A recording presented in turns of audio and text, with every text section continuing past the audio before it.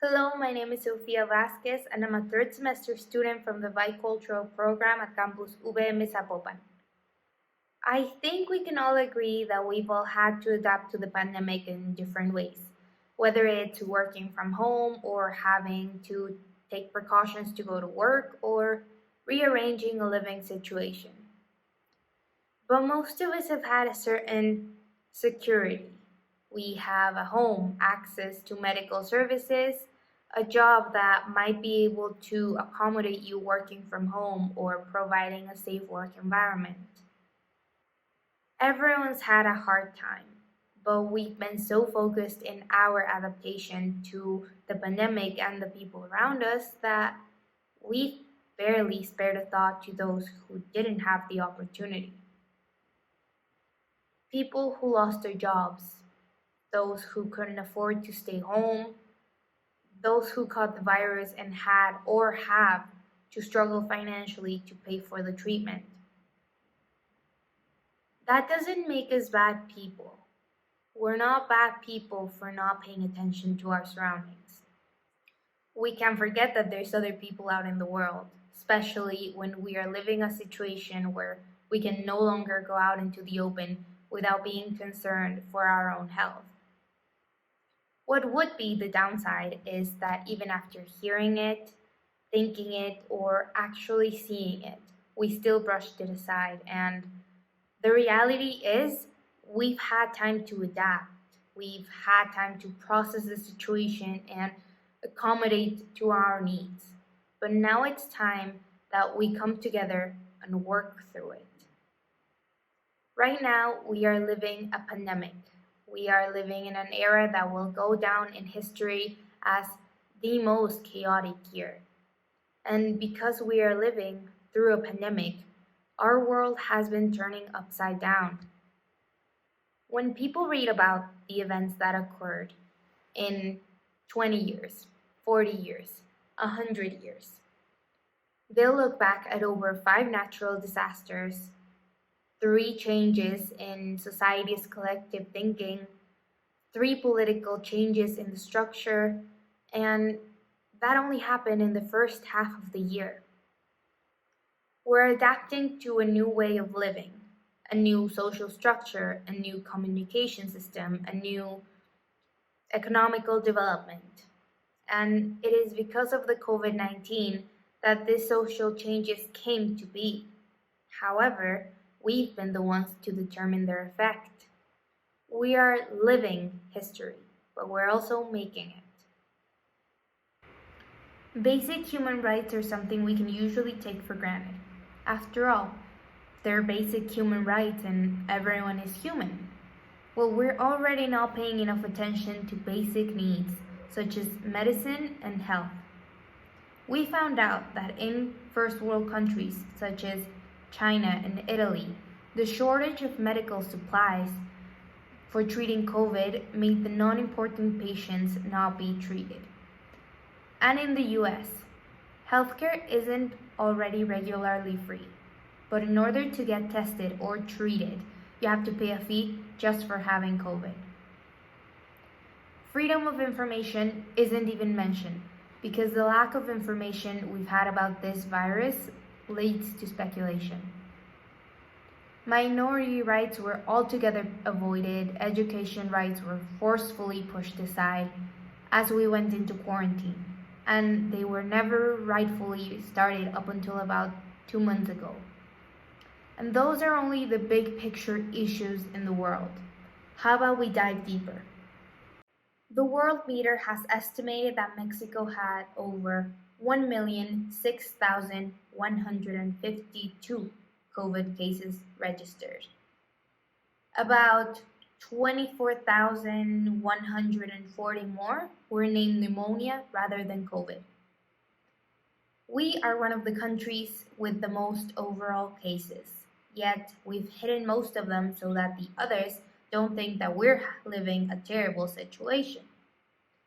Why is it that when it comes to necessary precautions, there's nothing we won't do to avoid them? Wearing a mask? No, the virus isn't even real. The virus is real, then I'll only wear a mask over my mouth. I can't go out, but I don't want to stay inside. We can't do gatherings. Oh, that's okay. I'll just invite the whole party over to my house rather than the salon. There is nothing we don't have an excuse for. We aren't thinking about the future. We're thinking about here, now, quick, fast. But we, as a community, as a country, should be shouldn't be so blind so that we don't see those below us, beside us, those above us. So what do you see when we see the future? How is the pandemic affecting human rights? Why should we be concerned about something other than the pandemic? I'm fine, but everyone else isn't? That's not my problem. It is these type of thoughts that make the way we perceive things selfish. They make us not worry about the future of our world, of our generations. As we already have problems with human rights like education, they are getting worse because of our approach to the pandemic. The longer we spend adapting or neglecting the situation as a community means the longer and the worse our education will be affected. Are we really expecting that the interest we don't put into our actions, our thoughts, our words today will change the outcome of tomorrow?